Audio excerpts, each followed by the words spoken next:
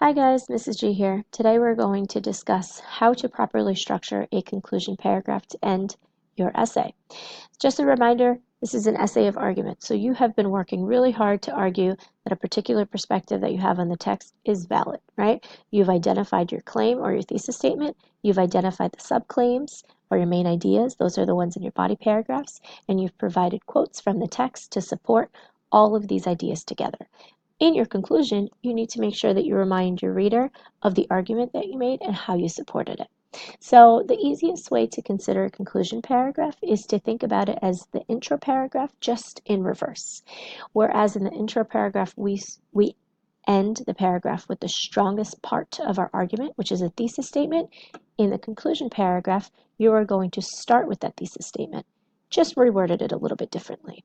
So we are going to start with part number 1, where you state differently, your thesis statement to remind the reader of your specific argument.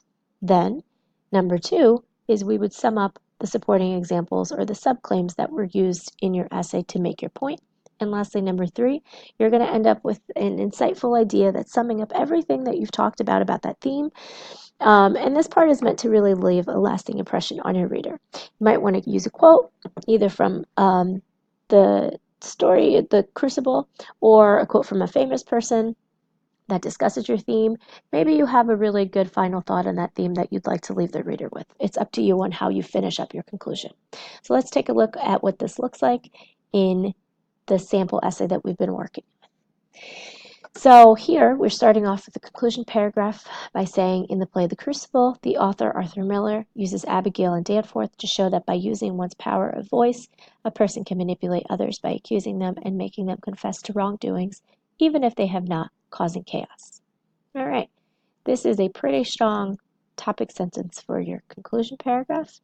And on the side here, I am just going to show you what the original thesis statement looked like. The original thesis statement read, in the play The Crucible, the author Arthur Miller uses characters Abigail and Danforth to show that by using one's power of voice, a person can manipulate others, either by accusing them of committing horrible acts or making them confess to sins, even if they haven't, ultimately causing chaos. This writer basically took the main ideas of their thesis statement and reworded it to conclude their final thoughts on characters Abigail and Danforth and their use of manipulation. Okay, just going to type in here, this was our original thesis that you know.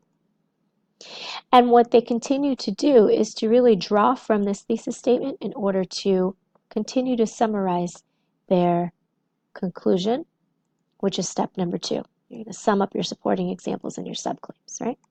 So here they discuss how Abigail is a 16-year-old teenager who manipulates the people in the village to believe that they've seen practicing witchcraft by using the power of her voice. They discuss how Danforth, the highest judge in the village, is able to manipulate people into thinking that it is better to confess to witchcraft than to just keep quiet in order to protect the legitimacy of the church. And lastly, both characters are tricking and convincing the townspeople to confess to witchcraft and overall manipulating the townspeople. As we know, since witchcraft is the worst thing anyone can do in the village, massive chaos and anarchy breaks out. Okay? So here is number 2. It is summing up our main points in the essay that helped to argue the thesis claim. Okay? And then finally, the conclusion paragraph is going to end with one final thought. This writer just left us with their personal thought on manipulation, which is the theme that they were arguing for.